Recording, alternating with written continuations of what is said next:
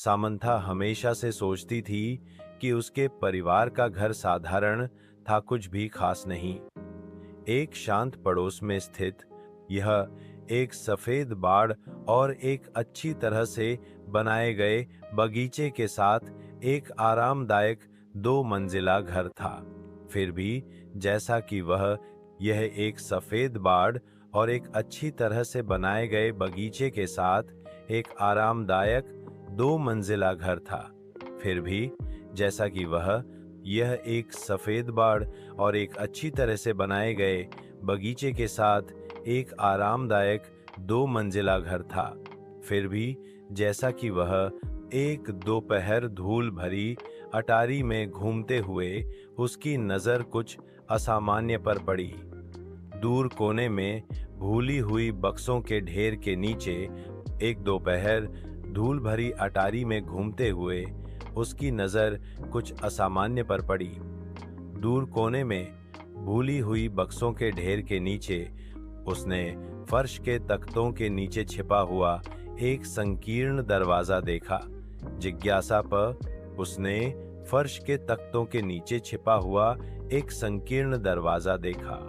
जिज्ञासा पर आश्चर्यचकित होकर वह घुटने के बल बैठी और उसे खींचा। आश्चर्यचकित होकर वह घुटने के बल बैठी और उसे खींचा। आश्चर्यचकित होकर वह घुटने के बल बैठी और उसे खींचा। नीचे स्थित छोटा सीढ़ीदार रास्ता एक धुंधली बासी सुरंग की ओर जाता था। दीवारें पत्थर से बनी थीं और एक हल्की ठंडी हवा अंदर से फुसफुसाती हुई प्रतीत हो रही थी। नीचे स्थित छोटा सीढ़ीदार रास्ता एक धुंधली बासी सुरंग की ओर जाता था। दीवारें पत्थर से बनी थीं और एक हल्की ठंडी हवा अंदर से फुसफुसाती हुई प्रतीत हो रही थी। नीचे स्थित छोटा सीढ़ीदार रास्ता एक धुंधली बासी सुरंग की ओर जाता था। दीवारें पत्थर से बनी थीं और एक हल्की ठंडी हवा अंदर से फुसफुसाती हुई प्रतीत हो रही थी। दिल धड़कते हुए सामंथा सावधानी से उतरी। उसकी टॉर्च अंधेरे को चीरती हुई। सुरंग उसकी अपेक्षा से कहीं अधिक लंबी खिंची हुई थी, जो पृथ्वी के नीचे मुड़ती और मुड़ती थी। वह हिल नहीं सकी। उसे यह एहसास हुआ कि वह अतिक्रमण कर रही थी कि कुछ उसका इंतजार कर रहा था। जैसे ही अनंत काल बीत गया, सुरंग आखिरकार एक छिपे हुए कमरे में खुल गई।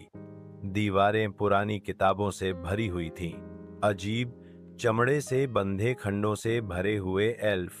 कमरे के केंद्र में एक पुरानी डेस्क धूल भरे कागजात और पत्रिकाओं से घिरी हुई थी। जैसे ही सामंथा दस्तावेजों को पढ़ रही थी, उसके हाथ कांप रहे थे। अभिलेखों में निषिद्ध अनुष्ठानों और गुप्त समाजों की बात की गई थी, जिसमें उसके परिवार का नाम बार बार उल्लेख किया गया था।